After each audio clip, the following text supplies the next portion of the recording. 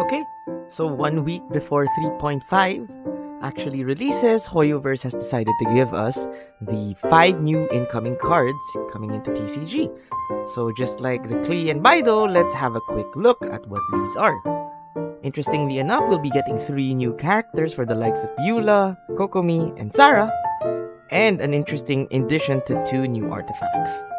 So let's start off with Eula, which is as expected, like in game, we expect a physical damage dealer who tries and relies on cryo, but this time, since there's no super conduct in terms of reducing physical resistance, Eula just probably deals a lot of physical damage, with her normal attack dealing the usual 2 physical damage, and we can now check on her elemental skill and burst.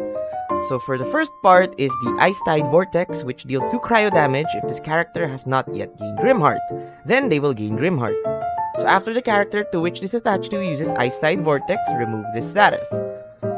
Damage is +2 for this instance. Basically, your Ice Tide Vortex just deals 2 more damage on the next one. So it is a status, not a summon. So that's very interesting. You can just put 4 more damage. Next is we have the Elemental Burst itself for Eula, which I assume, like the Lightfall Sword in-game, it works the same way. So you deal 2 cryo damage, 2 energy and 3 dice, and you create a Lightfall Sword. So interestingly, Lightfall Sword is a summon. Okay.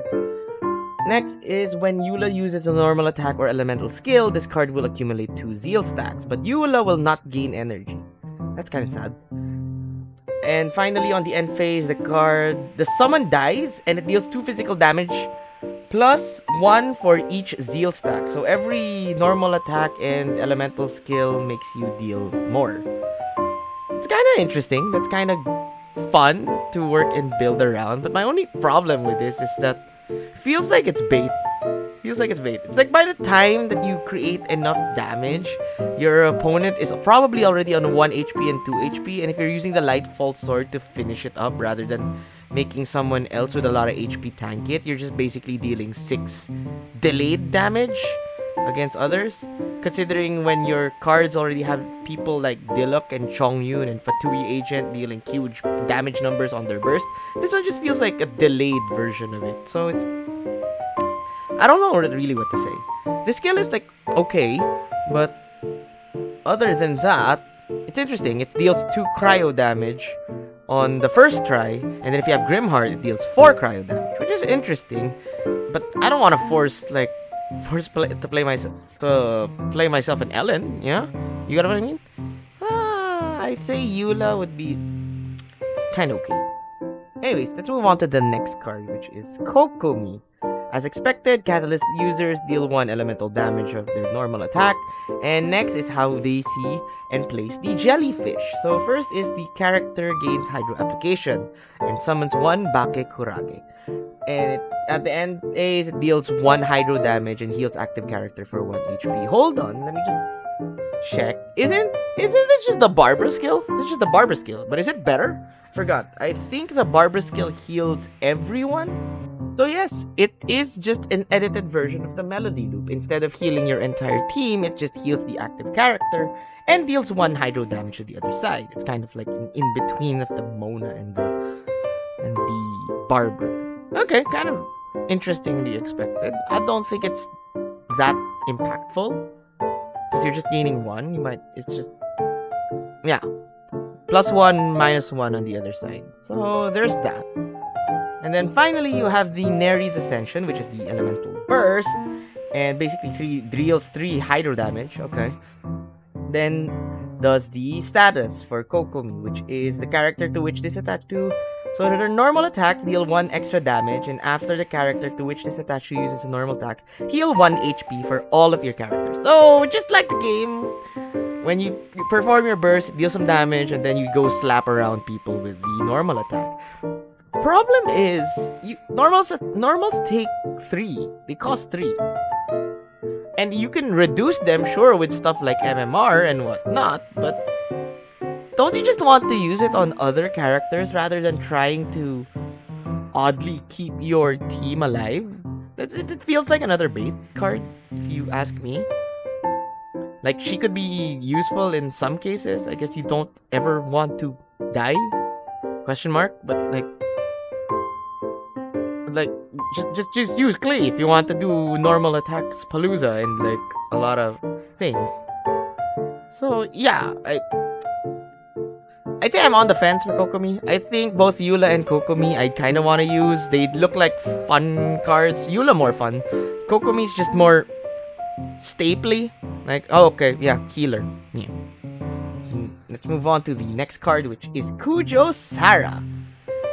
Kujo Sara, the usual stuff, physical damage on normal attack, and here we go. Tengu Storm Call. Deals 1 electro damage and summons. I think all 3 of these cards have summons. Yeah, okay. Note to self. We might have to run send off again. But so it creates a summon, and the end phase it deals 1 electro damage and applies Crow Feather Cover. Usage is 1. And the Crow Feather Cover is basically adds +1 elemental skill damage and elemental burst damage. Usage is 2. Oh, that's interesting. That's just like Catalyze, but for your elemental skill and burst. And it says +1. Not sure if that's electro damage or just damage in general. So that's something to note for. That's interesting. I don't think it's a separate instance of damage. If it is, we probably gonna have something like the Klee broken stuff. But this does look fun to play. And then finally, the burst, which is Koko Sendo. And it also creates another summon. So Sara makes 2 summons. Which at the end phase deals... Oh, it's just a more upgraded version. It's just 2 electro damage. And then applies Crow Feather Cover again. But this time it's 2 usages. Could you have 2 Crow Feather Covers on the same character? Does that just like instantly +2 whatever elemental skill and burst they get? That's a little interesting. I think Sara here is the most interesting out of the 3 because this is a fun-looking support for the rest of your characters. I don't know if we're gonna use it more for Overload and Super Conduct decks, but it's probably something that's neat to see if we can, you know, if we can already kill someone with the Diluc Burst, why can't we kill them more? This plus Bennett. That's the first thing I would think of. So yeah. Then finally, let's now move on to the artifacts. It's interesting because now we're actually having 2 new deck cards being added into the patch rather than just new characters. So I think this will be interesting how they shake up the meta. And especially what I'm looking at right now, which is the first one, which is the Thrilling Tales of the Millelith. But this one's more interesting on how it works. So at the start of the action phase, basically at the start of every round, the character it's attached to gets 2 shield points. Legit, 2 shield points. I think Unmovable Mountain goes away at the end phase, but if this doesn't go away at the end phase, you could just stack the shield points onto someone, like forever, indefinitely. Well, like you just literally build a juggernaut at the side. But oh well. No, but I'm not kidding. This is it. This is it. Every turn you get 2 extra HP for the cost of 2 white. Okay, that's interesting. 2 white on the Millelith. I think it's pretty good. I think this is pretty good. It's basically 2 damage buffer that your opponent has to chunk through every round. That's pretty good. That's pretty good. And then finally we have the Ornate Kabuto. Okay, so this is the emblem. And whenever another character of yours uses an elemental burst, the character to which this is attached gains 1 energy. I'd say it's okay. But then I realized, why would I run this when I can run Exile? Which Exile gives energy to both of the other characters when my thing is bursting. I guess you could place this on the character that's not receiving the Exile. But at the same time, do you really want to get rid of a card for this? That's my opinion on Emblem. I think it's usable in some cases. Or maybe it could just be bait overall. So yeah. I think we could probably see it from 3.5 later there. Oh, I almost forgot. Let's look through the talent cards real quick. So for the Eula Talent card, we have Wellspring of Warlust. Basically, when you do this, immediately use Glacial Illumination once, which is what? Oh, okay, so it's a burst talent. Okay. So when you use the Glacial Illumination, basically every time you use the E. Sorry, the elemental skill, it gains +1 more zeal. That feels bad. It's just the skill, not the normal attacks. So I'm forced to play 3 cryo dice every single time, just for 1 extra physical damage. Take note that I think the Eula might not be as effective because this is all just physical damage. You don't have any reactions. Not to mention there are some cards that have physical damage, especially running around, Noel's Breastplate. So yeah, that's something to note for. Let's look through Kokomi's talent this time around is, let's take a quick check. Basically after Sangonomiya Kokomi, it's also on the burst. Use narrates accession once when your Sangonomiya Kokomi has this card equipped. Its usages will be fresh. Okay, so just basically the same thing as if you burst, you keep the jellyfish.